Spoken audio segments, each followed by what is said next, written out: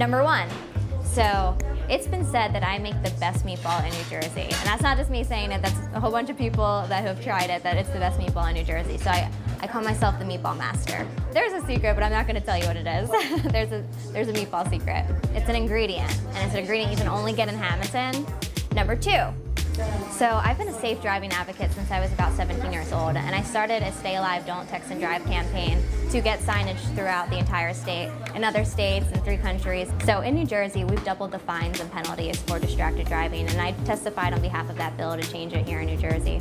Number 3, I can try. I might not actually get all of them because there are so many. I have 30 nicknames, but some of them are Squirrel, Squirrely Girl, Princess Face, Lulu, Lulu Maguzu, Linds, Lindsay, Giannini, Panini, the list goes on and on.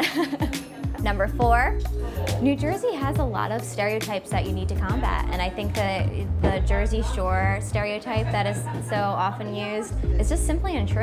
And I would just love for people to come to New Jersey and see for themselves and see that that's not an accurate representation of New Jersey. We're so culturally diverse, we're so connected and strong and densely populated. There's so many people here.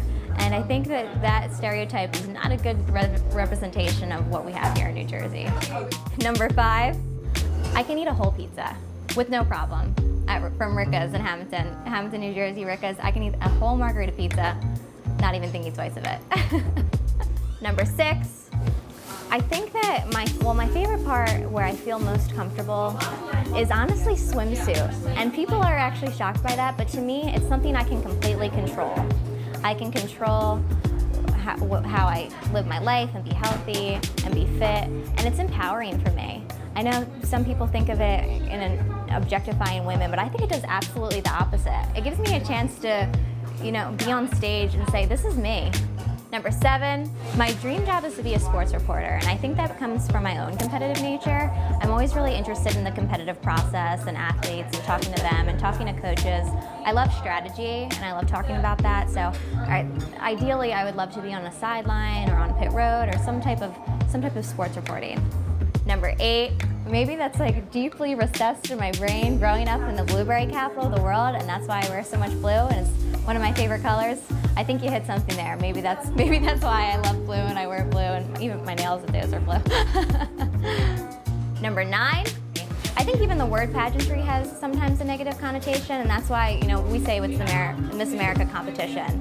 And being that stereotypical pageant girl, they give labels of not being yourself or not being well-spoken, and there's so many things on the internet of questions that have gone awry during competitions, and it's unfortunate because especially in the Miss America organization, we're all educated, driven, community service-oriented people, and I would love for them to just come to the Miss America pageant and watch these amazing girls compete and see what we're all about, and that stereotype 100% go away.